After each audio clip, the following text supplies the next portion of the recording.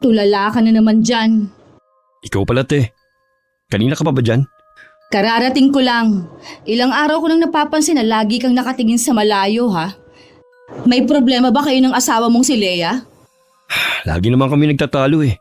Pero hindi yun ang iniisip ko. Eh ano kung ganun pala? Sabihin mo na, baka makatulong ako. Ganito na lang ba ang buhay natin? Ano ang ibig mong sabihin? Ano na namang drama yan? Habang buhay na lang ba tayo mangangamuhan? Hindi na ba babalik sa dati ang buhay natin? Wala na tayong magagawa. Ito na ang buhay natin eh. Pasalamat na lang tayo na kahit papaano may pinagkakakitaan tayo. Hindi naman kasi dapat natin nararanasan to eh. Kung sisisihin mo na naman ang mga magulang natin, mabuti pang manahimik ka na lang. Matagal na silang nasa himlayan nila. O bakit? Sila naman talaga may kasalanan ah. Kung hindi sana isinalda ni Itay ang lupa natin o magkasakit sinay, sana may sarili pa tayong lupang sinasaka ngayon. Alam mong isinanla ni Itay ang lupa natin dahil kailangan ng malaking halaga sa pagpapagamot ni Inay. Wala na rin tayong malapitan noon at baon na sa utang. Alam ko naman. Pero una pa lang naman alam na natin na hindi nagagaling si Inay sa sakit niya. Pero ang tigas ang ulo ni Itay. Gusto pa rin niyang dugtungan ng buhay ni Nanay. Hinayaan na lang sana niyang mamatay. Doon na rin naman pupunta eh. Yun ang sabi sa atin ng doktor, di ba? Javier! Kung magsalita ka, parang hindi natin magulang ang pinag-uusapan natin. Sumalangit tawa pareho ang kanilang mga kaluluwa. Totoo naman kasing sinasabi ko eh. Mabuti nga sila tahimik na. Tayo, naghihirap pa rin. Kaya ka hindi kinakapitan ng swerte dahil hanggang ngayon, puro pa rin hinanakit ang nasa puso mo. Ikaw ba naman ang araw-araw na inaawin ng asawa? Dahil ito lang ang kaya kong ibigay na buhay para sa kanila ng mga bata. Naiintindihan naman kita sa bagay na yan. Sabihin mo na lang sa asawa mo, sa halip ka mong awayin ka, tulungan ka na lang sa paghahanap buhay. Mabuti pa si Brad. Puro swerte na lang ang dumating sa kanya. O bakit naman napasok sa usapan ng pinsan nating si Brad? Hindi ka ba naiingit sa kanya? Kanya-kanya tayo ng kapalaran. Pinalad siya dahil nakapag-abroad siya at nakapagpundar. Ang masaklap pa, sa kanya napunta ang lupa natin. Wala na tayong magagawa sa bagay na yan. Sasama lang ang loob mo kung palagi mong binabalik-balikan ang mga pangyayari sa buhay natin. Hindi ko kasi maiwasan na hindi mainggit eh. Mabuti pa umuwi ka na. Baka hinahanap ka na ng asawa at mga anak mo, no? Itulog mo na lang yan at bukas, wala na yung nararamdaman mo. 5 taon din bilang OFW sa ibang bansa si Brad. Ang kahirapan nila sa probinsya nila ang nagtulak sa kanya para mang-ibang bansa. Nagtagumpay naman siya na mabigyan ng magandang buhay ang pamilya niya. Sa kasalukuyan, 1 taon na kaming kasal. Hindi pa nga lang kami binibiyayaan ng anak. Ginabi ka na yata ng uwi. Ginabi na kasi ako sa pagpapasahod ng mga tao natin eh. Gusto mo na bang kumain? Maya-maya na siguro. Gusto ko munang magpahinga. Siya nga pala, dumaan dito kanina si Javier. Hinahanap ka. Sinabi ba niya kung bakit ako hinahanap? Tinatanong ko nga sa'yo na lang daw niya sasabihin. Baka nahihiyang magsabi sa'yo. Di bale, baka bumalik siya bukas. Alam naman niya na kapag araw ng linggo nandito lang ako sa bahay. Alam mo, pakiramdam ko, hanggang ngayon, hindi pa rin ako gusto ng pinsan mo para sa'yo. Bakit mo naman nasabi yan? Hanggang ngayon kasi, suplado pa rin siyang makipag-usap sa akin Baka akala mo lang yun. Ganun lang yun dahil laging pagod sa tubuhan. Siguro nga. Tsaka, kahit kailan, hindi ko pa siya nakitang tumawa o ngumiti man lang. Nagmumukha tuloy siyang matanda sa tunay niyang edad. Matindi kasi ang pinagdaanan nila sa buhay. Kung alam mo lang, nakakaawa sila noon. Talaga? Hindi mo kasi nakikwento Dati sila nagmamay-ari ng lupa natin. Nagkasakit na malubha ang inay nila. Naubos ang kabuhayan at nabaon sa utang. Magkasunod lang na namatay ang mga magulang nila noon. Kawawa naman pala sila. Hindi biro ang ganong klaseng pagsubok. Oo nga Maswerte nga kami magkakapatid. Kasama pa namin ang mga magulang namin. Maswerte nga tayo talaga kesa mga pinsan mo. O paano? Maghahain na ako Sige, susunod na ako sa kusina. Kinabukasan nga habang nag-aawan sa likod ng bahay namin, dumating naman si Javier. Huminto muna ang asawa ko para harapin ang pinsan. Dinalhan ko pa sila ng maiinom bago iniwan. Pasensya ka na kung naabala kita. Hindi ka abala sa akin, alam mo yan. Nabanggit nga pala sa akin ni Lenny na galing ka rito kahapon. Ah, oo. Akala ko kasi nandito ka na sa bahay. Ginabi na kasi ako sa pagpapasahod sa mga tao eh. Iba ka na talaga ngayon. Samantalang dati pareho lang tayo nangangamuhan. Ngayon ikaw na ang amo. Kahit kailan, hindi ko titingnan ang sarili ko bilang amo. Kapantay ko pa rin ang mga tauhan ko kahit ako nagpapasahod sa kanila. Bilib din ako sa'yo. Kaya mahal ka ng mga taga rito eh. Kahit malayo nang narating mo, nananatiling nasa lupa pa rin ang mga paa mo. Isa kasi yan sa turo ng mga magulang namin. Mabait naman talaga yung mga magulang nyo eh. Ano nga pala ang sadya mo sa akin? Ay, nakakahiyaman insan. Mangungutang sana ako ulit sa'yo ng pera eh. Kung hindi mo mamasamain pwede ko bang malaman kung saan mo gagamitin? 2 linggo na lang kasi pasukan na. Wala pa rin gamit ang 5 kong estudyante. Sa totoo lang, sapat na lang sa pagkain namin ng sahod ko eh. Hindi naman sa nakikialam ako sa'yo, insan ha. Alam mo naman na mahirap ang buhay ngayon. Dapat siguro wag na lang kayong magdagdag ng anak. Napag-usapan na rin naman namin ng asawa ko na tama na ang 6. Hirap na rin kasi kami. Sige, ako na ang bahala sa gamit at uniform ng mga anak mo. Ibigay mo na lang sa akin ang listahan para si Lenny na lang ang bibili. Huwag mo nang bayaran. Para naman yun sa mga pamangkin ko eh. Naku, nakakahiya naman sa'yo insan. Ilista mo na lang ang babayaran ko kapag nakaluwag-luwag ako. Ayos lang yun. Yung ibang tao nga natutulungan ko, ikaw pa kaya? Nahiya na kasi ako sa'yo eh. Ang dami ko ng utang na pera sa'yo at utang na loob. Ilista mo na lang yun sa tubig. Hayaan mo insan. Hindi man kita mabayaran ng pera, sisiguruhin ko na babayaran kita sa ibang paraan. Ikaw ang bahala. Sabi ko nga, hindi ako naniningil. May 2 oras din na nagtagal sa amin si Javier. Niyaya pa siya ng asawa ko na dito na magtanghalian pero tumanggi siya. Nang makaalis agad akong kinausap ni Brad. Tungkol sa plano niyang bilhan ng mga gamit ang mga pamangkin niya. Ipapadala na lang daw niya yung listahan sa panganay niyang anak. Isasama ko na rin ang anak niya para may katulong ako sa pagbitbit ng mga bibilhin ko. Mabuti pa nga. Sigurado matutuwa si Ara. Bihira lang kasi makalabas ng bahay yun eh. Hindi naman sa nakikialam Bakit kasi sila hindi nagkontrol? Alam naman nilang mahirap ang buhay eh. Nakakaawa tuloy ang mga bata. Yan nga rin ang sinabi ko kay Javier. Ayoko namang ulit-ulitin. Baka kasi masamain na. Sabi naman niya kanina hindi na nila susundan ang 6 nilang anak. Ano ka? Buntis na naman si Leia ngayon. Hindi ba binanggit sa'yo ni Javier? Hindi. Sigurado ka ba? Oo naman. Ang laki na ng tiyan eh. Binati ko pa nga nung isang araw eh. Hindi ko naman kasi naalalang banggitin sa'yo. Dahil buong akala ko, alam mo na. Baka nahihiya lang na sabihin sa akin. Hindi nga siya nahihiya na mangutang lagi sa'yo eh. Ikaw talaga. Para naman yun sa mga anak niya eh. Wala namang problema sa akin. Kahit tulungan mo lahat ng mga pamangkin mo. Sana lang, hindi samantalahin ng mga magulang ang pagiging mabait mo sa kanila. Maging responsable din sana silang magulang. Tingin ko naman responsable silang magulang. Sadya lang talagang kapos ng sahod.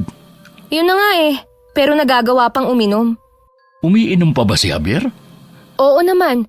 Ilang beses ko siyang nakikita tuwing dinadalaw ko si Lola Agnes. May kaibigan kasi siyang taga ron na lagi niyang pinupuntahan. Tsaka laging ang nakikita ni Lola eh. Sabi niya kasi matagal na siyang tumigil mula nung maoperahan siya sa appendix. Bakit ba puro na lang kasinungalingan ang sinasabi ng pinsan mo sa'yo? Hindi ko alam Baka ayaw lang na mapagsabihan ko. Hindi dahilan yon para magsinungaling siya. Hindi ba niya naiisip? Ikaw ang tumutulong sa kanya. Hayaan na lang natin. Oh, luto na ba yung niluluto mong ulam? Malapit na to. Maupo ka na at maya-maya maghahain na ako. Nung hapon dumating ang pamangkin ni Brad. Niyaya ko siya na samahan ako sa bayan bukas para mamili ng mga gamit nila pero tumanggi siya. Gustuhin man daw niya hindi maaari. Dahil walang magbabantay sa mga kapatid niya. Wala akong nagawa kundi mag-isang mamili. Sa dami ng mga pinamili ko, parang mapipigtal na ang braso ko sa pagod sa pagbibitbit. Oh, nandyan ka na pala. Pasensya ka na Nakaidlip ako Ayos lang. Mukhang pagod na pagod ka. Kararating mo lang ba galing sa bayan? Kanina pa naman. Pagdating ko kasi, nagluto pa ako dahil nga alam kong uuwi ka ngayong tanghali. Napagod kasi akong mag-ikot-ikot at magbitbit. Akala ko ba kasama mo si Ara sa pagpunta sa bayan? Ayun. Kahapon sinabihan ko nga siya. Baka daw hindi siya payagan ng nanay niya dahil walang magbabantay sa mga maliliit na kapatid. Kaya kanina, sinubukan kong kausapin ng hipag mo na kung pwede, isama ko nga. Hindi daw pwede at wala siyang makakatulong sa paglalaba. Sabi ko nga gamit naman ng mga anak niya ang bibilhin ko eh. Pagpasensya mo na. Iba talaga ang ugali ng hipag kong yun eh. Baka naman gusto pa nila ako ang magdala niyan sa bahay nila. Abay kunin ka mo nila rito.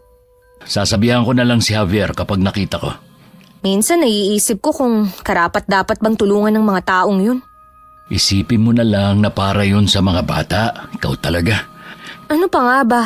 Kung hindi lang ako naaawa sa mga pamangkin mo, hindi ko talaga susundin ang utos mo. Kapag may anak na rin tayo, maiintindihan mo rin ang sitwasyon nila. Kapag nagkaanak tayo, nasisiguro ko na hindi tayo magiging tulad ng mag-asawang yun. Oo siya, wag na natin silang pag-usapan. Tara na kumain. Babalik pa ako sa trabaho eh. Ang dami kasing gagawin ngayon sa planta. Nang makaalis si Brad, magpapahinga na muna sana ako nang dumating naman si Ate Lorna. Nakatatandang kapatid siya ni Javier. Si Brad bang sadya niyo, Ate Lorna? Mamayang hapon pa po ang uwi niya eh. May pinuntaan kasi ako malapit dito kaya naisip kong dumaan na rin. Ang sipag talaga ng asawa mo kahit marami ng pera. Hindi talaga yun mapakali. Gusto niyang gumagawa pa rin. Ayaw niyang nag-uutos lang. Sa bagay nga, noon pa masipag na yun. Swerte mo sa kanya, hindi mo kailangan magtrabaho pa. Gusto ko nga sanang magtrabaho din. Pero ayaw ni Brad eh. Mas gusto niyang dito lang ako sa bahay. Siguro seryoso rin si Brad. Hindi naman po. Gusto na niya kasing magkaroon kami ng anak. May 1 taon na rin kayong kasal. Bakit hindi ka pa nabubuntis? Hindi kaya may diferensya ang isa sa inyo? O baka naman ikaw? Kasi wala naman sa lahi namin ang baog. Ay nako, sayang naman ang naipundar niya kung walang magmamana.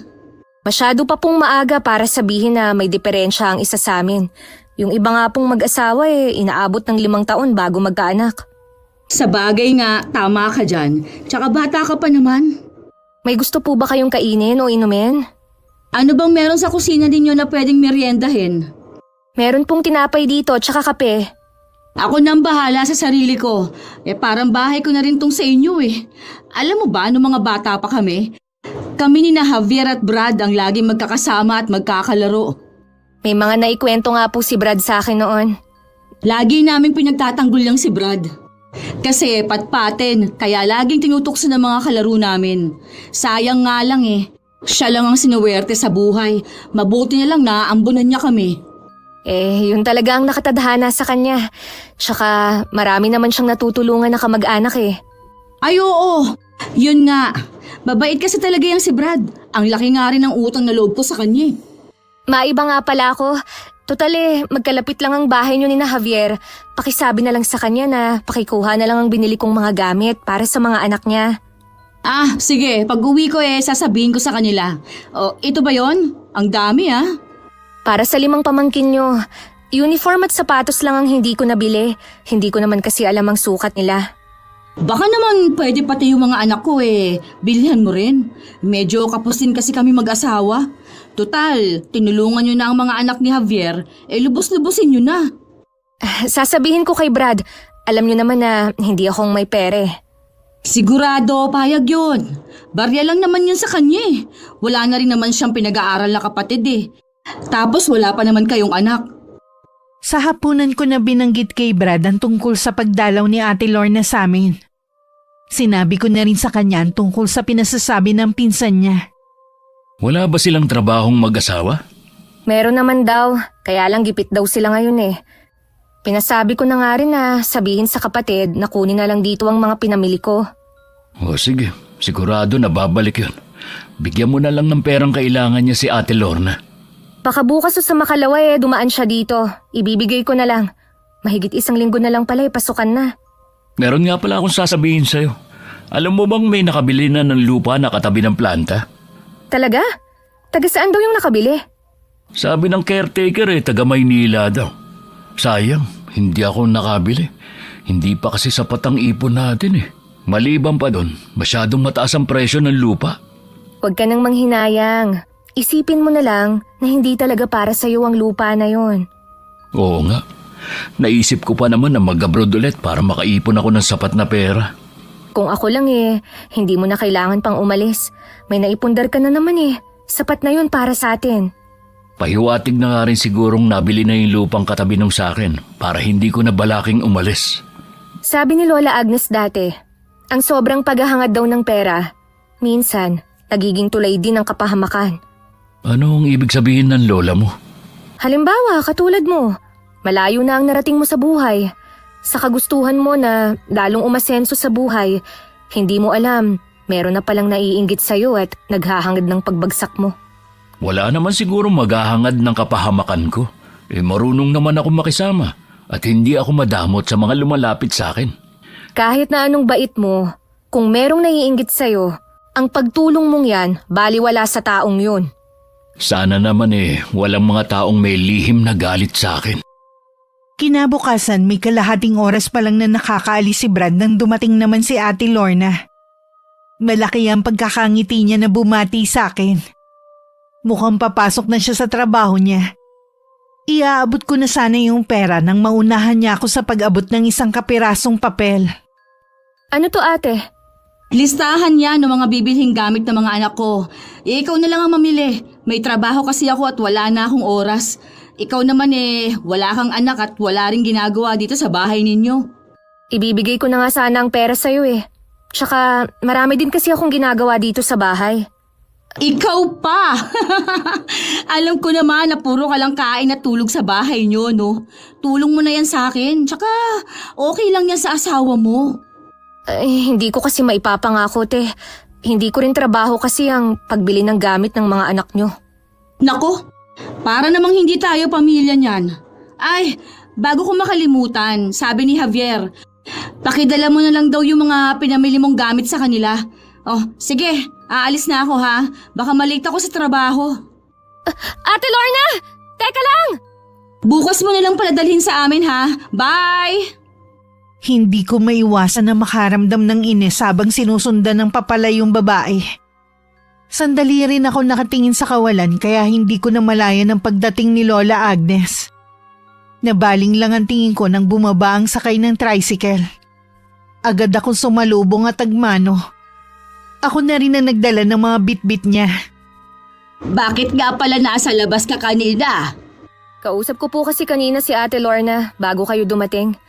Saan po kayo galing at nakasakay pa kayo sa tricycle? Galing ako sa bayan. Mayroon lang akong mga binili na kailangan ko. Ito namang inyo ang una, kaya naisipan ko na rin na dumaan. Halos 1 linggo na rin kasi mula nang dumalaw ka sa bahay. Pasensya na po, La. Marami lang po akong ginagawa dito sa bahay. Kumusta naman kayo ng asawa mo? Ayos naman po ang pagsasama namin.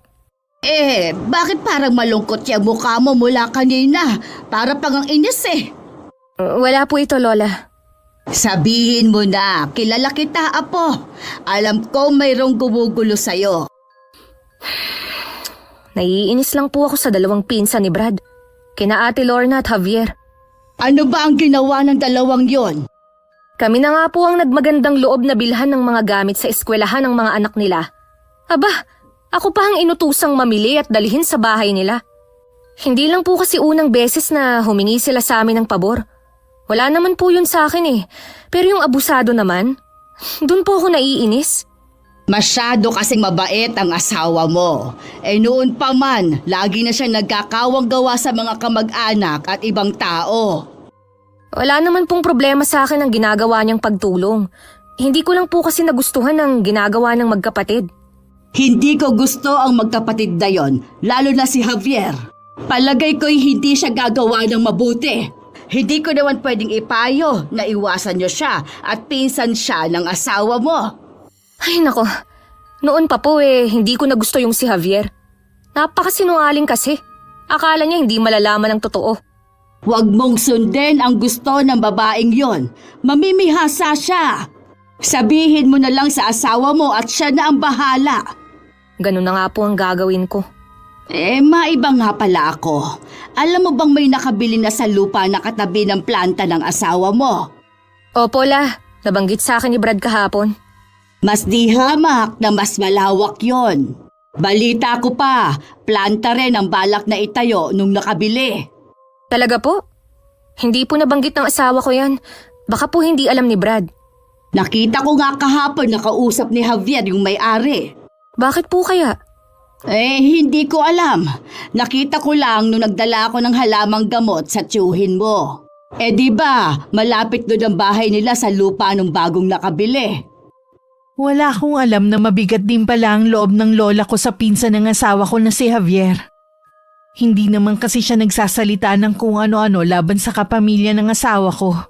Kundi ngayon lang. Nung hapon na dumating si Brad, sinabi ko ang gustong mangyari ni Ate Lorna. Parang hindi rin niya nagustuhan yun. Kung ikaw pa rin ang mamimili, hayaan mo na lang. Hindi mo naman trabaho yun eh. Hindi nila pwedeng ikatwiran na wala ka namang ginagawa dito sa bahay. Ngayon lang ako magsasalita laban sa mga kamag-anak mo. Masyado nilang inaabuso ang kabaitan mo. Alam mo, walang kaso sa akin kung gusto mo silang tulungan. Pero sana, labas na ako. Hindi yung para nila akong utusan. Kaya nga, hayaan mo na lang. Parang hindi yata maganda ang araw mo ah. May maliit lang na problema pero maayos ko rin naman yun. Baka may maitulong ako sa'yo. Malaking tulong na para sa akin nang nandyan ka at inaasikaso ako. Siyempre, gusto ko rin na makatulong sa'yo sa ibang bagay, gaya sa trabaho mo. Hindi mo naman ako matutulungan. Anong malay mo sa planta? Bakit parang iritable ka? Kasi ang kulit mo eh. Ako ba talaga ang makulit ngayon? Natural lang siguro na gusto kitang damayan dahil asawa mo ko. Oo, alam ko. Pero sana naman maintindihan mo rin ako. Hindi mo nga ako matutulungan. Hayaan mo, kapag handa na ako, sasabihin ko sa'yo ang nangyayari. Sige, ikaw ang bahala. Gusto mo na bang kumain? Mamaya na. Magpapahinga na lang muna ako. Mula ng araw na yon, madalas ko nang napapansin ang parang pagkabalisa ni Brad. Madalas din siyang bumabangon sa hating gabi. Tuwing nagtatanong naman ako, lagi siyang umiiwas. May pinagdadaanan na nga kami, sumasabay pa ang magkapatid. Ate Lorna! Te! Oh, bakit ang aga mong pumunta dito? Ilang araw na lang, pasukan na. Nasaan na ba yung mga gamit ng mga bata? Aba, wala pa nga eh. Sigurado kayo na nakabili si Lenny? Oo naman. Nakita ko yung sayo na nakakahon pa eh. Baka naman tinamad ng babaeng yun na dalhin dito sa atin. Pambihira talaga oh. Yun lang ang gagawin eh, kinatamaran pa. Puntahan na lang natin sa kanila mamaya. Mabuti pa nga. Binubunga nga na naman ako ni Leia, ang aga-aga. Pansin ko lang ha, tuwing buntis yung asawa mo laging maingay. Ganyan ba siya maglihi? Hindi ko alam. Gusto ko na ngang isa ako eh. Naririndi na kasi ako eh. Wala ka nang magagawa, nandyan na eh. Ano pa nga ba? Kahit ano naman ang mangyari eh, siya pa rin ang ina ng mga anak ko. Siya nga pala. Kilala mo ba yung bagong may-ari ng lupang katabi ng kay Brad? Hindi ko lang basta kilala. Nakakausap ko pa. Talaga? Mukhang walang alam sa lupa eh. Binibigyan ko lang siya ng ideya kung anong pwede niyang gawin. Baka nga kakumpetensyahin pa niya si Brad eh. Bakit para yatang kakaiba yung pagkakangiti mo? Kapag kasi nakuha ko ang loob niya, pwede niya akong kunin na kanang kamay niya. Kapag nangyari yon, ako tataas ang rango ko at mas lalaki yung sahod ko. Hindi na ako mangangamuhan. Ikaw naman kasi, matagal ka nang gustong kunin ni Brad, ayaw mo naman. Masyadong mataas ang pride mo. Wala akong balak na magpaalipin sa pinsan nating yun, oh. Hindi ako tatanggap ng utos sa kanya. Sa bagay nga, kung alam mo lang na tuwing humihingi ako sa kanya ng pabor, nanliliit ako. Kaya tama lang na utusan natin ang asawa niya. Kahit sa ganung paraan, makaganti tayo. Matagal na rin akong naiinis sa kaartehan ng babaeng yun eh. Akala yata niya, hindi ko alam na hindi bukal sa loob niya ang pagbibigay ng tulong sa atin. Hindi naman niya pera ang binibigay niya. Puro pasarap lang naman sa buhay ang alam gawin. Ewan ko ba kay Brad kung anong nakita niya sa babaeng yun. Hanggang ngayon, hindi pa rin mabuntis-buntis. Baka ibang lalaking kailangan niya. Sira ka talaga. Hapon na nang puntahan ng magkapatid si Brad sa bahay para masiguradong nandun na ito. Nagkataon naman na wala ako at dinalaw ko si Lola Agnes. Hindi naman maipinta ang mukha ni Ate Lorna nang malaman na hindi ako nakabili ng gamit para sa mga anak niya. Pambihira naman ang asawa mo. Asang-asa pa naman ako na merong gamit ang mga anak ko, yung pala hindi siya bumili. Pasensya ka na, Ate Lorna. Hindi kasi talaga yan maaasikaso ng asawa ko. Marami din siyang ginagawa. Sana hindi siya nagpresenta. Una, hindi naman ako nagpapabili sa kanya ng gamit ng mga anak ko. Dahil may kakayanan naman kaming mag-asawa at pareho kaming may trabaho. Ipinakita pa niya sa akin ang mga gamit na binili niya sa mga anak ni Javier na para bang nangiinggit. Siya itong mapilit. Ibigay ko na nga lang daw yung listahan. Mayabang din kasi ang asawa mo eh. Bibigyan na lang kita ng pambili, ate. Huwag na. Napahiya na ako sa ginawa ng asawa mo. Sa mga anak mo naman ito eh. Ay, sige na nga. Pero huli na talaga to. Hindi lang namin to sinasabi sa'yo, pinsan. Pero iba ang ugali ng asawa mo kapag hindi ka nakaharap. Hindi mo ba napapansin? Mula na magsama kayo, wala na masyadong pumupunta rito sa inyo. Kasi tuwing pumupunta sila rito at sila na yung humaharap, ipinagtatabuyan niya. Hindi magagawa ni Lenny yun. Mabait siya at gusto nga niya yung tumutulong ako sa mga kaanak ko eh. Kaya nga ayokong magsalita. Alam ko na hindi ka maniniwala eh. Lalabas talaga na parang sinisiraan namin ang asawa mo. Mga bata pa lang tayo, magkakasama na tayo. Kilala na natin ang ugali ng bawat isa, no? Si Lenny, ilang buwan mo pa lang siyang nakikilala, nagpakasal na agad kayo. Kahit ba taga dito ang lola niya, hindi naman siya lumaki sa lugar na to. Hindi namin to sinasabi para pag-awayin kayo. Mabigat din sa loob namin na sabihin to. Pero naisip namin ni ate, kesa naman sa iba mo pa malaman na peke lang palang kabaitan na pinapakita ng asawa mo. Kahit sandaling panahon pa lang kaming nagsasama ni Lenny, kilala ko ang asawa ko. At saka kung totoo man na meron siyang ugaling tinatago, kami naman ang nagsasama eh. Sa bagay tama ka nga, insan. Pasensya na kung nangingialam kami sa iyo ha. Hindi pa rin naman nagbabago ang pagtingin namin sa kanya eh. Basta, kung may kailangan ka, huwag ka mahiya magsabi sa amin. Gusto namin na kami naman ang tumulong sa'yo. Sige, salamat sa inyo. Nang makauwi, nag-usap muli ang magkapatid sa plano nilang pag-awayin kami mag-asawa. Mas gusto pa nga nila yung maghihiwalay kami. Para namang hindi effective ang ginawa natin eh. Dapat pala, iba na lang ang sinabi natin. Siyempre, hindi nun ipapahalata sa atin. Pero pagdating ni Lenny, sigurado mag-aaway yung mga yun. Kailangan ba talaga natin gawin to? Bakit hindi? Hindi pwedeng nakay-Brad ang lahat. Maraming pera at magandang asawa. Samantalang tayo naghihirap pa rin. Anong magagawa natin? Sinuwerte siya sa pag-a-abroad nun. Hanggang ngayon naman patuloy siyang sinuswerte sa buhay. Ano pa ba ang gagawin natin? Mag-iisip pa ako ng mga kasinungalingan para maghiwalay na sila ng tuluyan. May malaking kasalanan bang nagawa sa'yo si Brad? At ganun na lang ang galit mo sa kanya? O sadyang inggit lang ang dahilan? Hindi na mahalagang dahilan ko. Gagawin kong lahat para bumagsak siya.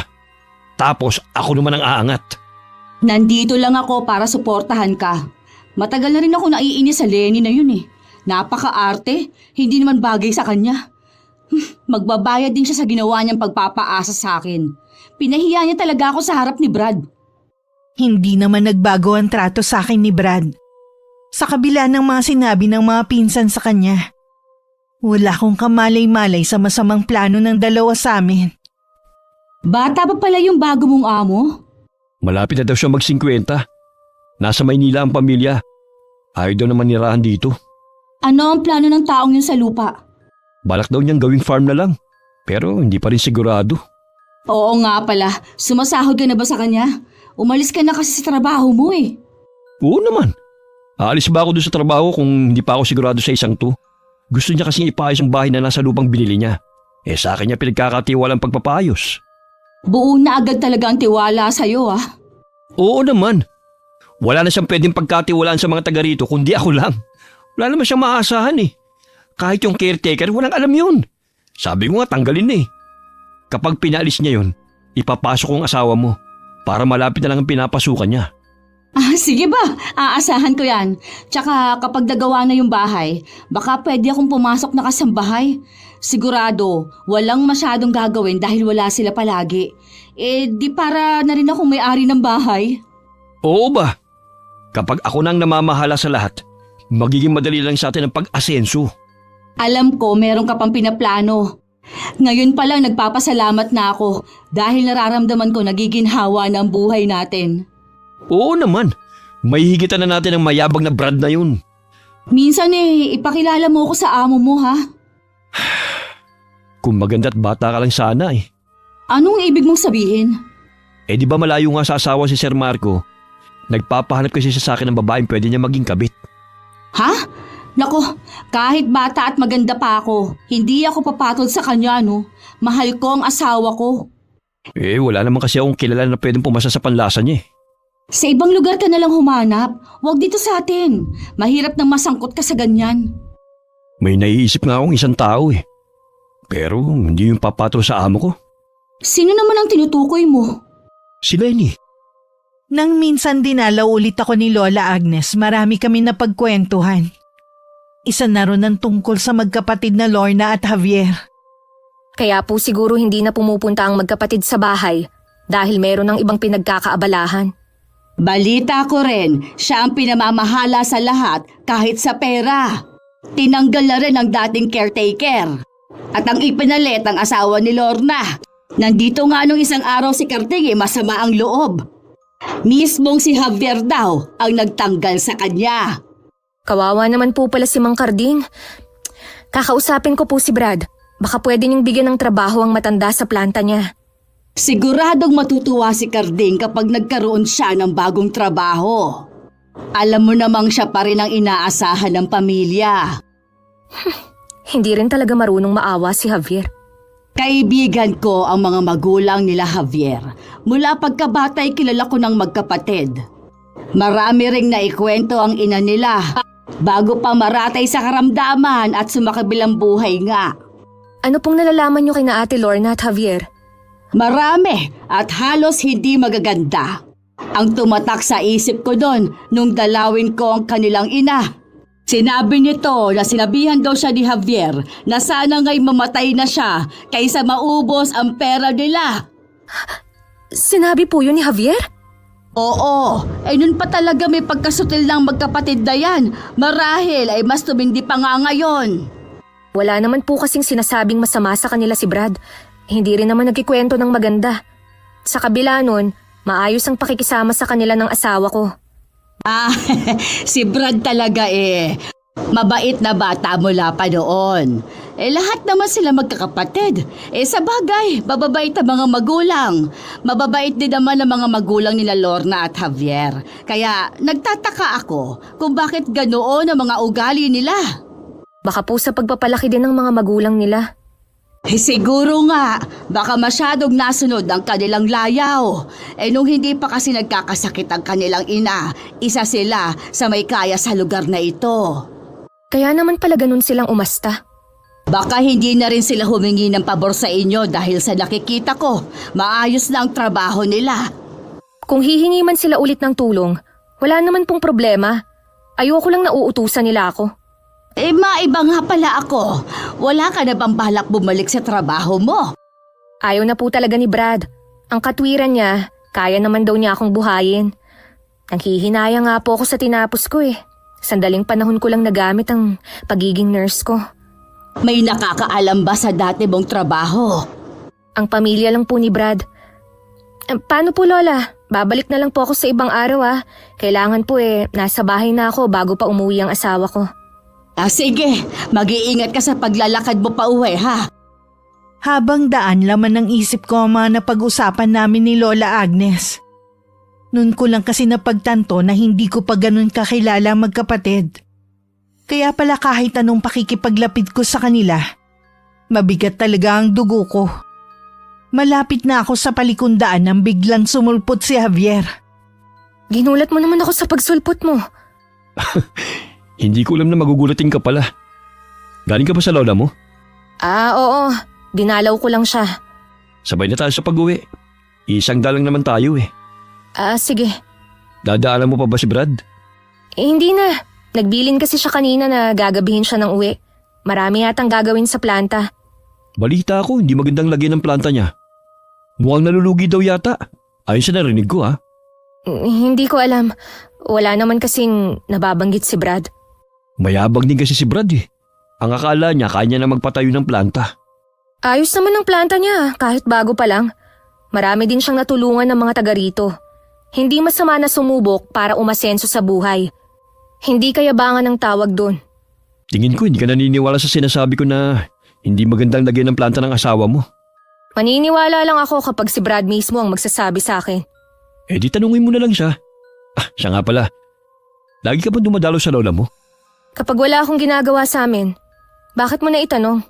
Wala naman. Ikaw siguro yung tinutukoy ni Sir Marco na nakikita niya na magandang babae. Sir Marco? Yung nakabili ng lupang katabi ng kay Brad? Oo, siya ang bago kong amo. Alam mo bang mayaman siya? Mas maraming pera kay Brad. Siguro nga. Makakabili ba siya ng lupa kung hindi siya mayaman? Naghahanap kasi siya ng babae habang nandito siya. Alam mo sa tingin ko, ikaw ang gusto niya eh. Ano? Binubugaw mo ba ako, ha? Huwag kang magalit. Wala namang masama sa sinabi ko eh. Anong wala? Asawa ako ng pinsan mo tapos yan ang sasabihin mo? Ganyan ba kababa ang tingin mo sa akin, ha? Hindi mo naman kailangang ipaalam kay Brad kung sakali… Anak ka nang… Ba't mo ko sinampal? Baka sakaling matauhan ka sa mga pinagsasasabi mo. Walang hiya kang babae ka? Kahit asawa ko hindi ako sinasampal. Gusto mo ulitin ko? Magbabayad ka ng mahal sa ginawa mo. Hindi mo alam kung paano ko magalit. Wala akong sinasanto kahit na babae pa. Tumaas baba ang dibdib ko sa galit habang sinusundan ng tingin ng papalayong si Javier. Hindi pa rin ako makapaniwalang sasabihin niya yun sa akin. May mga tao pala talagang katulad niya. Kung maaari lang sana na hindi ko na sila makita. Nagpupuyos din sa galit si Javier na umuwi sa kanila.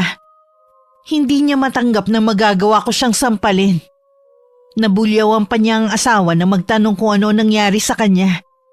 Lumabas muli siya ng bahay at pinuntahan ng kapatid na kalapit bahay lang. Huwag mong sabihing nag-aaway na naman kayong mag-asawa, kaya hindi maipintang mukha mo. Hindi sila yang sumira sa araw ko, kundi si Lenny. Ha? Nagkita ba kayo? Nakasabay ko siya sa pag-uwi kanina. Galing siya sa lola niya. Ano ang nangyari at galit na galit ka sa kanya? Sinampal lang naman niya ako. Ano? Ang kapal naman niya para saktan ka.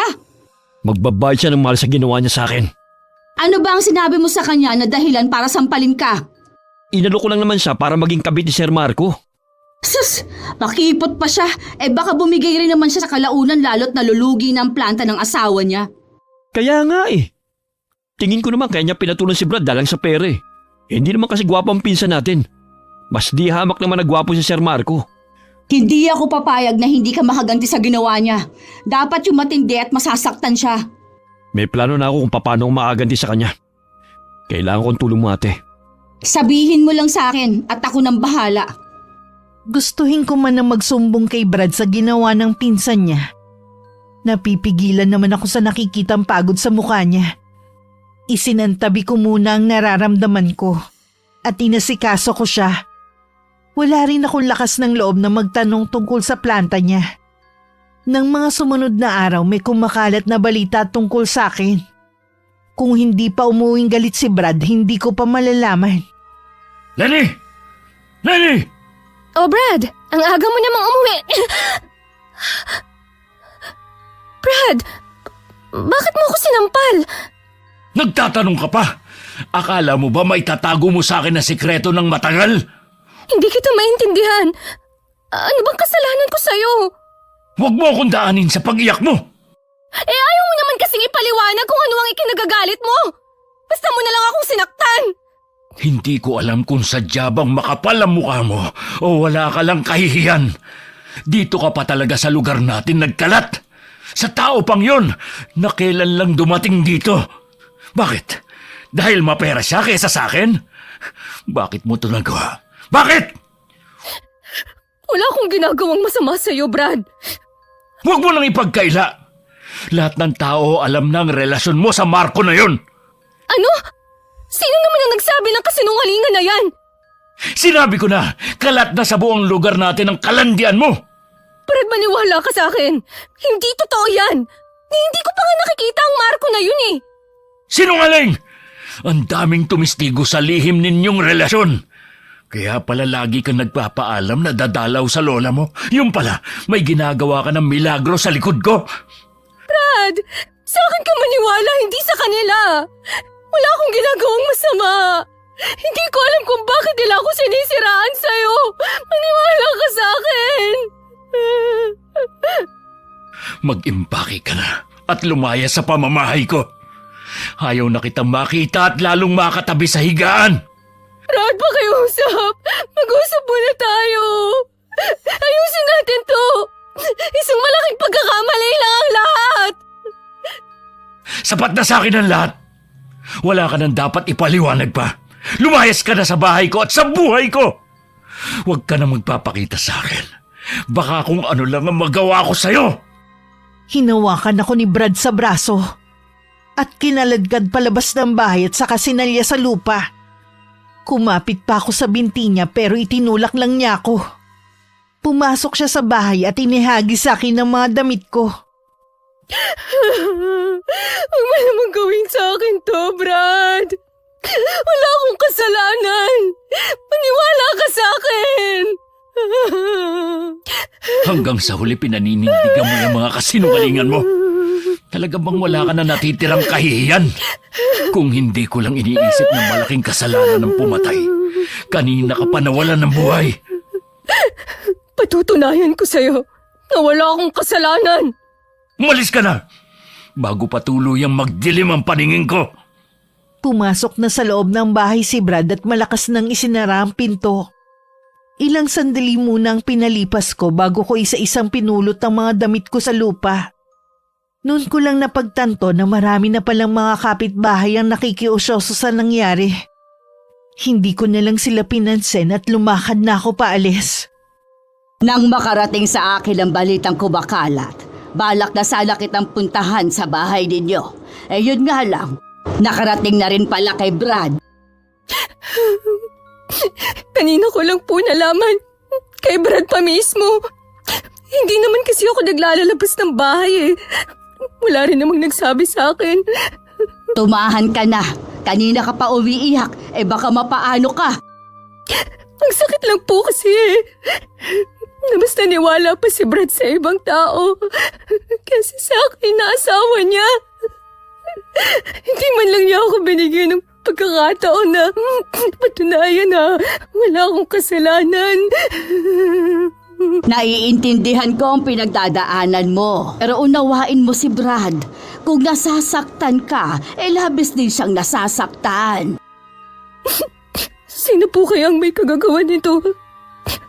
Bakit gusto nila kaming sirain ni Brad? May mga tao talaga na kapag nanaig sa kanila ang inggit, lahat gagawin nila para sirain ang taong kinaiinggitan nila. Lola, wala po akong kasalanan. Mahal na mahal ko po si Brad. Hindi ko po magagawang ipagpalit siya. Alam ko, Apo. Aalamin natin kung sino ang nagpapakalat ng malisyosong balita na yan. Meron daw nagpapatunay sa relasyon ko sa Marco na yun. Kausapin ko kaya siya. Papakiusapan ko siya na kausapin si Brad na sabihin ang totoo. Huwag mong gagawin yan. Baka lalo ka lang madiin. Ipaubaya mo na lang sa akin ang lahat. Taga rito ako. Alam ko kung sino ang pwede kong lapitan para alamin ang totoo. Sa ngayon, magpahinga ka muna. Kung kailan naman magiging ama na si Brad, tsaka naman nangyari to. Buntis ka? Opo, Lola. Kaninang umaga ko lang nalaman. Mas lalo mong dapat ingatan ang sarili mo. Baka makaapekto sa dinadala mo ang lungkot na nararamdaman mo. Hahanap lang po ako ng tiyempo. Sasabihin ko rin kay Brad na magkakaanak na kami. Kailangan mo munang malinis ang pangalan mo bago mo sabihin sa kanya. Eh baka lalo ka lang niyang pagdudahan kapag ipinagtapat mo agad ang kalagayan mo. Baka naman po iba ang maging reaksyon niya kapag malaman niya na magiging tatay na siya. Matagal na niyang inaasam-asam to. Kahit anong pigil sa akin ni Lola Agnes, yung kagustuhan ko pa rin ang nasunod. Umalis din ako na hindi nagpapaalam sa kanya. Anong ginagawa mo rito? Di ba sabi ko sa'yo ayaw na kita makita? Brad, meron akong magandang balita sa'yo. Pakinggan mo muna ako. Wala akong oras para pakinggan ang mga kasinungalingan mo. Umalis ka na. Brad, buntis ako. Magiging tatay ka na. 'Di ba, matagal mo nang gustong magkaanak tayo. Ito na yung pangarap natin. Sa tingin mo maniniwala ako sa'yo na ako ang ama na sanggol na pinagbubuntis mo? Lalo mo lang dinadagdagan ang kasalanan mo sa akin. Anak mo to. Maniwala ka sa akin. Huwag mo naman siyang itakwil. Bakit hindi mo ipaako sa lalaking yun ang pinagbubuntis mo? Anak mo to. Bakit ko sa kanya ipapaako? Anong klaseng ama ka para itanggi ang sanggol na to? Sabihin mo nga, nagsawa na ba agad sa iyong Marco na yon, ha? Hindi ba siya tunay na lalaki para panindigan ka? Wala nga kaming relasyon. Bakit ba ayaw mong maniwala? Dahil sinungaling ka. Pagkatapos kong ialay sa iyong buong pagmamahal ko, ito pa ang igaganti mo sa akin? Sana hindi na lang nag-cross ang mga landas natin. Ngayon, umalis ka na bago pa kita kalad ka rin palabas. Huwag mo akong hahawakan. Aalis ako. Pero tandaan mo, ikaw lang ang minahal ko. Hindi totoo ang ibinibintang nila sa akin. Bahalang araw, malilinis ko rin ang pangalan ko. Sana lang, hindi pa huli ang lahat sa atin. Mabilis na akong tumalikod at lumabas ng bahay. Parang sasabog ang dibdib ko. Huminga muna ako ng malalim at saka mabilis na naglakad pa uwi sa bahay ni Lola Agnes. Pagdating nag-aalala akong sinalubong ni Lola. Ikaw talagang bata ka. Umalis lang ako sandali sumalisi ka na. Sorry po, Lola. Pinuntahan mo ba si Brad? Oh, anong nangyari? Hindi po siya naniwala na sa kanya ang ipinagbubuntis ko. Itinanggi niya po, Lola. Sabi ko naman kasi sa'yo na huwag mo munang sabihin. Nakikinita ko na kasi ang magiging reaksyon niya. Ang sakit ng mga binitiwan niyang salita sa akin. Pero mas masakit ang sinabi niya na hindi niya anak ang nasa sinapupunan ko. Hayaan na lang muna natin siya. Makakapag-isip din siya. Kapag daliwanagan ng asawa mo, siya mismo ang makikipag-usap sa'yo. Sana nga po, Lola. Pero sa nakikita kong galit sa kanya, parang gusto ko nang mawalan ng pag-asa. Kailangan mong maging matatag ngayon, lalo't magiging ina ka na. Pipilitin ko po. Kumain ka na muna at magpahinga. Kagabi pa walang laman ang tiyan mo Wala po akong gana. Pilitin mo, alang-alang sa magiging anak mo. Huwag sanang matigas ang ulo. Sige na nga po. Nang mga sandaling yun, kaulayaw ni Brad ay alak habang kasama ang pinsan na si Javier. Pareho kaming walang alam na ang lalaki at ang kapatid ang may pakana ng lahat. Para magkasira kami mag-asawa. Ang kapal na mukha niya para ipaako sa akin ang anak niya sa ibang lalaki. Buntis si Lenny? Oo, nagbunga ang pagtataksil niya sa akin. Siguro, ayos siyang palungkutan kaya sa akin niya pinapaako. Ang mabuti pa, iuwi na kita sa inyo. Lasing ka ni. Ayoko ba? Pabayaan mo na lang ako. Gusto ko ibuhos lahat ng sama ng loob ko sa ginawa ng asawa ko sa akin. Lahat binigay ko sa kanya. Pangalan ko, bahay, at masaganang buhay. Tapos, ito lang gagawin niya sa akin? May mga babae talaga na hindi makontento sa ibinibigay sa kanila. Maghanap talaga ang mga yan. Ikaw naman kasi, binalaan ka na namin ni Ate Lorna. Nagalit ka pa sa amin. Pasensya ka na, insan, kung muntik na kitang masuntok noon, ha?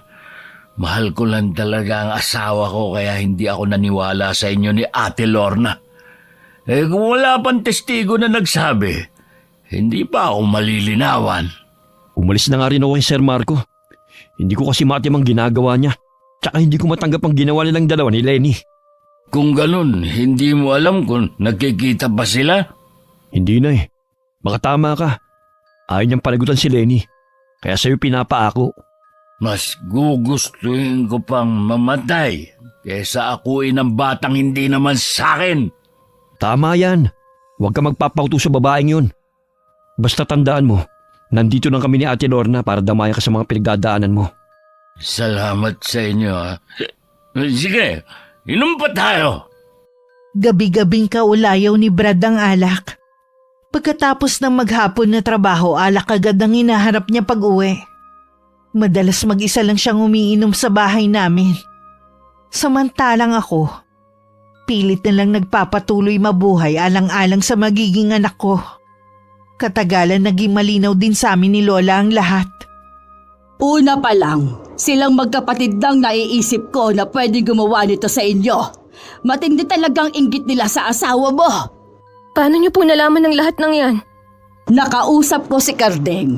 Ang nagsabi naman pala kay Brad ay mga pinsan din niya. Sinuhulan nila para magsinungaling. Iba na talagang naggagawa ng pera sa tao. Kahit po sabihin natin yan kay Brad, hindi pa rin naman siya maniniwala. Kahit papaano'y malinaw na sa atin ang totoong pangyayari. Mas gusto ko na lang pong lumayo dito. Sirang-sira na rin naman ako eh. Kahit anong gawin ko, hindi na rin naman ako paniniwalaan ni Brad. Ano pa ba ang gagawin ko dito? Kung yan ang desisyon mo, hindi kita pipigilan. Babalik ka na ba sa mga magulang mo niyan? Opo, La. Kami na lang ng anak ko ang magbabagong buhay. Palalakihin ko siya ng ako lang. Mas gusto ko na rin na ilayo siya rito, kesa naman anihin niya ang galit ng sarili niyang ama. Kilala kita, Apo.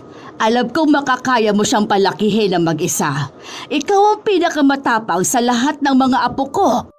Salamat po, Lola. Maraming salamat sa pag-alalay sa akin. Kung hindi siguro dahil sa inyo, baka bumigay na ako dahil sa problema. Hindi kita pababayaan.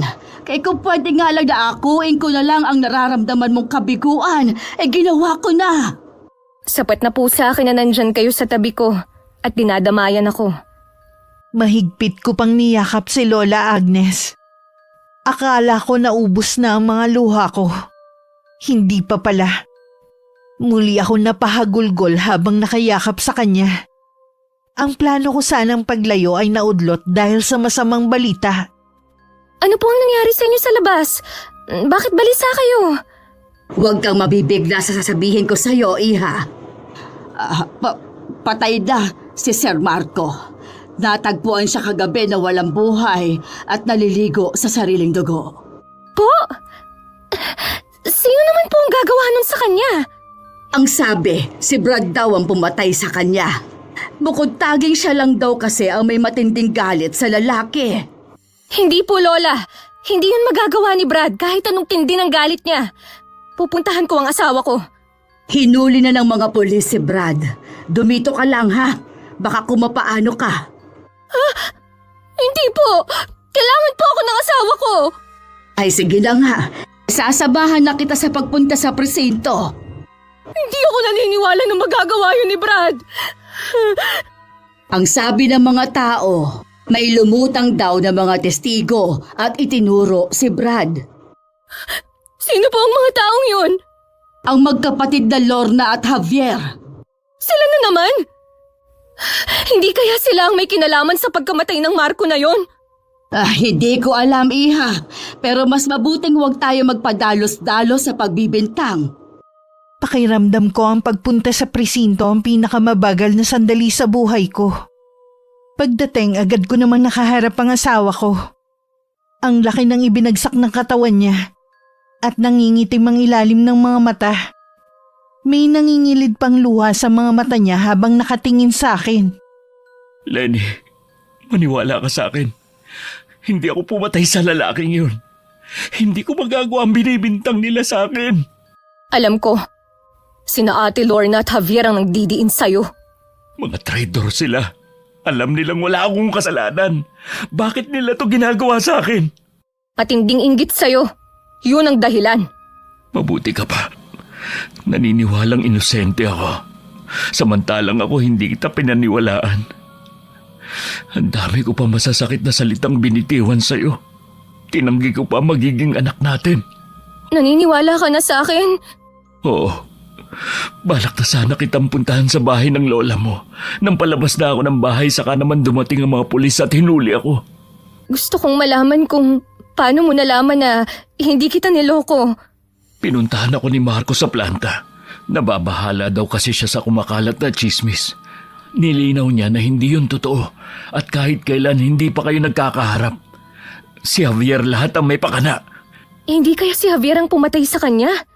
Yun din ang pumasok sa isip ko dahil ang sabi ni Marco, tatanggalin na nga daw niya sa trabaho. Kaya lang, wala tayong ebidensya. Hindi pwedeng ikaw ang magbayad ng kasalanan na hindi naman ikaw ang may gawa. Huwag ka mawalan ng pag-asa. Lalabas din ang katotohanan. Manalig ka lang. Hindi tayo pababayaan ng may kapal. Hihingi ako ng tulong kahit kanino. Basta makalaya ka lang dito. Gumagawa na rin ang paraan ng pamilya ko para makalaya ako. Magpahinga ka na lang. Baka mapano pa kayo ng baby natin. Ayoko mapahama kayo ng dahil sa akin. Brad, Patawarin mo ako sa lahat ng mga nagawa ko. Pangako, paglabas ko dito, babawi ako sa inyo na magiging anak natin. Ingatan mo ang sarili mo at ang baby natin. Mahal na mahal ko kayo. Kahit nagbilin pa si Brad na wag na akong makialam sa kaso, hindi ko pa rin mapigilan na mag-isip ng paraan. Dahil desperada ng matulungan ng asawa ko, hindi ko na naisip ang kalagayan ko. Pinuntahan ko si Javier sa kanila. Anong ginagawa mo rito? pagkatapos ng mga tulong na ginawa sa inyo ng asawa ko, ito pa ang igaganti niyo sa kanya. Tanggapin mo na lang ang kapalaran ng asawa mo. Habang buhay na siyang makukulong. Hindi ko tatanggapin dahil alam kong wala siyang kasalanan. Hindi siya ang pumatay sa amo mo. Bukod tanging siya lang may motibo na gawin yun. At alam yun ng lahat. Inosente yung asawa ko. Nilangaw hindi niya magawang patayin. Tao pa kaya? Iba ang nagagawa ng tao kapag galit at lango sa alak. Araw-araw lasing si Brad ng dahil sa'yo. Kahit na! Malakas ang kutob ko na may kinalaman ka sa pagkamatay ng amo mo. Ikaw ang pumatay sa kanya! Huwag mo akong pagbibintangan ha. Baka gusto mo magsama kayo ni Brad sa kulungan. Hindi ako natatakot sa'yo. Lalabas din ang katotohanan. Tandaan mo, mas matinding karma ang naghihintay sa mga tulad mo. Umalis ka na. Baka kung ano pa magawa ko sa'yo. Bitiwan mo ako! Hindi mo kailangang ipagtulakan ako! Aray! Anong problema? Bakit sa pumungtyan mo? Ang sakit! Ang baby ko! May umaagos ang dugo sa'yo. Hindi! Ang baby ko! Tulong! Hindi pwedeng mawala ang baby namin ni Brad! Ang kapitbahay ni na Javier na nakarinig ng sigaw ko ang nagdala sa akin sa ospital. Para kasing itinulos na sa kinatatayuan nito ang lalaki. Nang araw na yun nawala sa akin ang ipinagbubuntis ko. Kung anong pagdadalamhati ko, ganun din ang nararamdaman ni Brad sa kulungan nang makarating sa kanya ang balita. Lola! Wala na po ang anak namin ni Brad! Alam kong masakit pero wala na tayong magagawa pa kundi tanggapin ang pangyayari. Marahil hanggang doon lang talaga siya. Ang tagal naming pinangarap ni Brad na magkaanak. Tapos ganito lang ang mangyayari. Sana hindi ko nalang pinuntahan ng lalaking yun. Huwag mong sisihin ang sarili mo. Wala kang kasalanan. Kahit sinong asawa ang nasa katayuan mo, hindi rin mapapakali at gagawa ng paraan.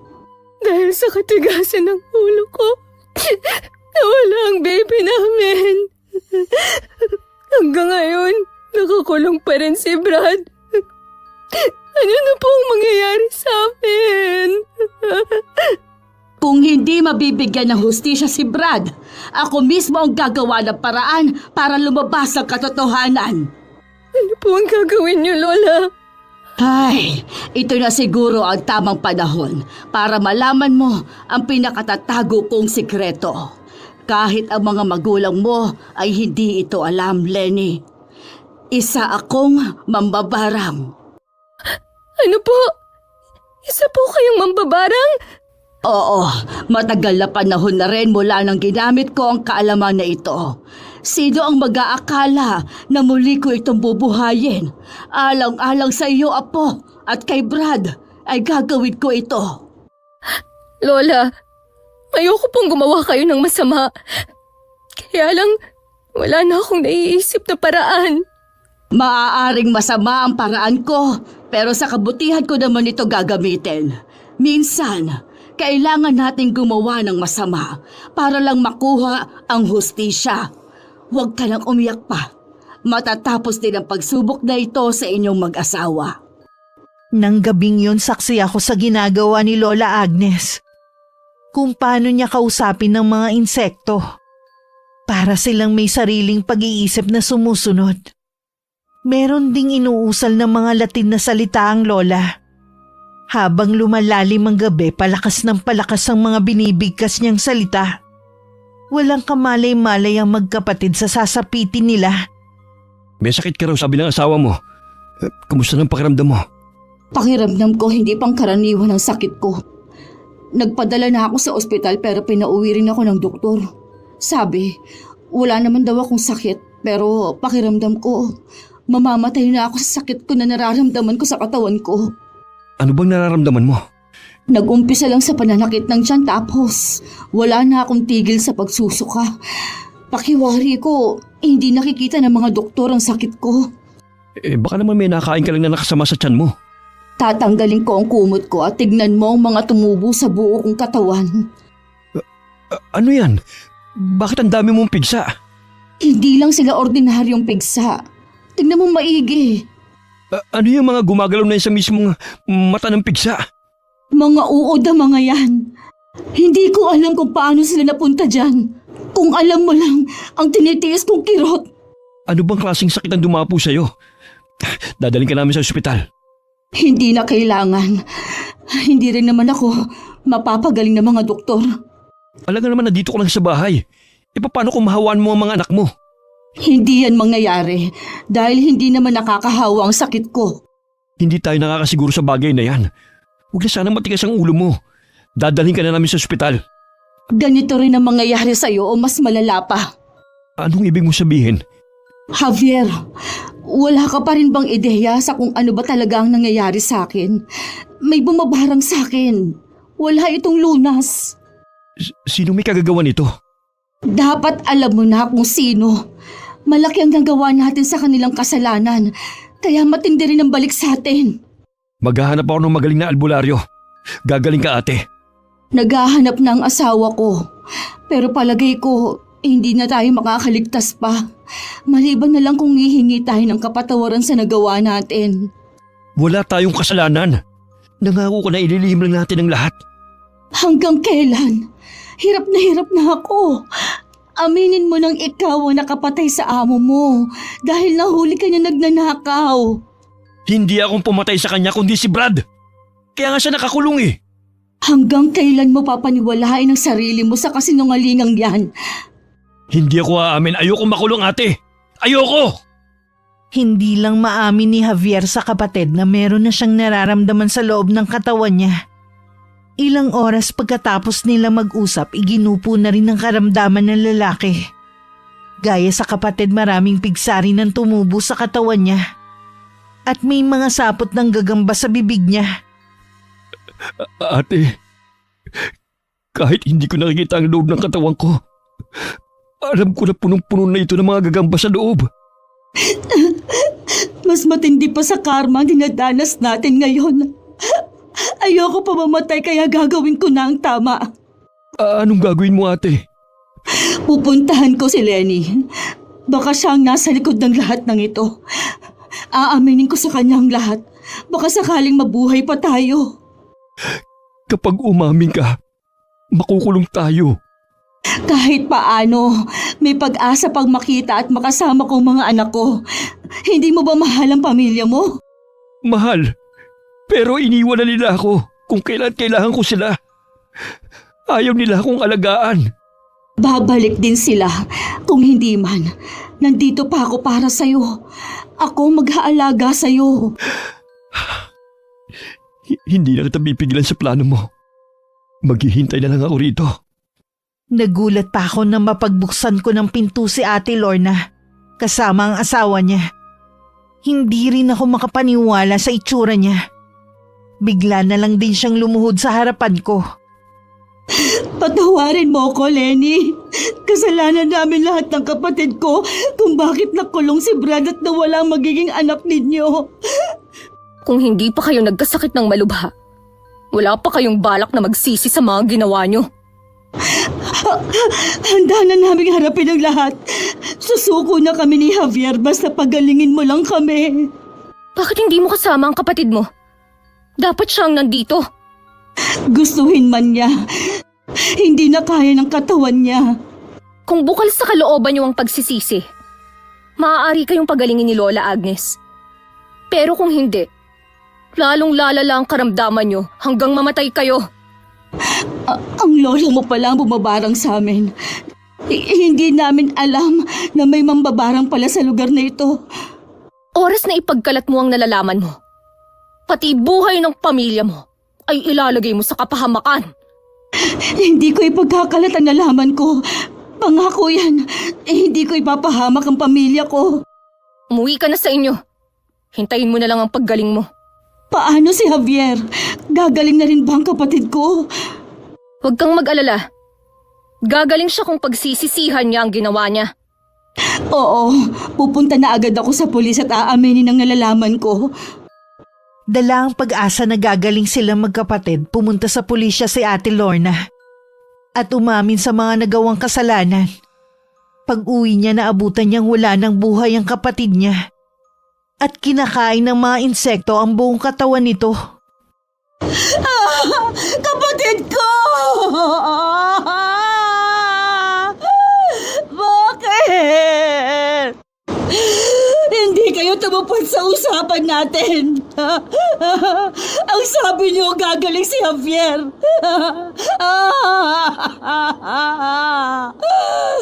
Patawarin mo ko. Nabigo akong tulungan ka. Nang mga sandaling yun muling ibinao ni Lola Agnes ang mga garapon, sinulid at mga kandila sa hukay. Nangako siya na yun na ang huling mambabarang siya. Sa wakas, nabigyan na rin ng hustisya ang nangyari sa magiging anak ninyo at sa nangyari kay Brad. Salamat po Lola sa tulong niyo. Hindi ko po ito makakalimutan. Basta't para sa'yo, Apo, wala akong hindi gagawin. Ayoko na po na gumawa pa ulit kayo ng masama. Kaya pangako, ito na ang huling beses na hihingi ako sa inyo ng tulong. Huwag ka mag-alala. Wala nang manggugulo sa inyo. Magiging masaya na ulit ang pagsasama ninyo ni Brad. Hihintayin ko na lang po ang paglaya niya. Sana din, mahanap na rin ni Ate Lorna ang katahimikan. Wag na sana niyang uulitin ang ginawa niya para hindi na maulit ang trahedya sa buhay niya. Malaking leksyon na yon sa kanya. Hindi niya na yon uulitin pa. Gagayak lang po ako. Dadalawin ko pa kasi si Brad. Sige lang, Iha. Mag-iingat ka. Isang linggo pa bago nakalaya si Brad. Magkaganon man walang pagsidlan ng kaligayahan naming dalawa. Sa wakas tapos na ang malaking pagsubok sa amin. Makakausad na kami sa bagong buhay na aming tatahakin. Wakas. Okay, shoutout po tayo. Shoutout sa Carillo family, Emberondo family at kay Ian J. At sa lahat ng guard sa LTI from Timbao, Laguna. Hi kay Ann from Singapore. Hello kay Regine Laban Galang from San Jose del Monte, Bulacan. Shoutout sa Deloro family and Gonzaga family. Shoutout sa Ramirez Rabara family from Pangasinan. Hi kay Rodora Samson from Marikina City. Shoutout sa Perez family from San Rafael, Bulacan. Shoutout sa Morales family. Hello kay Almali Cuaton. Hi kay Ernesto Mangoba from San Carlos City, Pangasinan. Hi kay Janice from Barangay Sawang, Romblon, Romblon. Hello sa Tumaliwan family from Tuguegarao. Salamat sa inyo. Hi kay Inang Ausa from San Narciso, Quezon. Ang ating avid listener, maraming salamat po. Hi kay na Elizabeth Dungka, Patrick, Patricia at kay Mark Den from Pampanga. Shoutout sa Valdez family and Platero family from Tanawan, Batangas.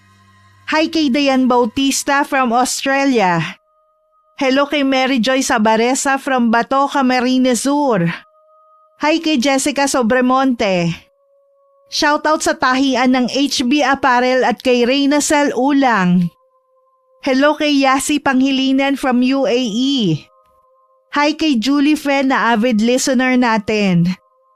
Hello kay Evelyn Abong Carbakil from Negros Occidental. Hi kay Julie Keat from Doha, Qatar. Hello kay Joy Chan at sa anak niyang si Shanky Rain. Hi kay Jenjen Amor Espe from Isabela. Hello kina Lois Sadyang Abay and Angela Millena from Paranaque. Happy birthday sa alaga ni Michelle Cubeco na si Mustafa na nasa Iraq ngayon. Ingat ka dyan. Hi kay Sammy Vlogs from Pasay. Hi kay Edeline Mina at sa kuya mong si Arnel Mina. Happy birthday sa iyo, Arnel. Hi kay Nene Teravillas from Masbate.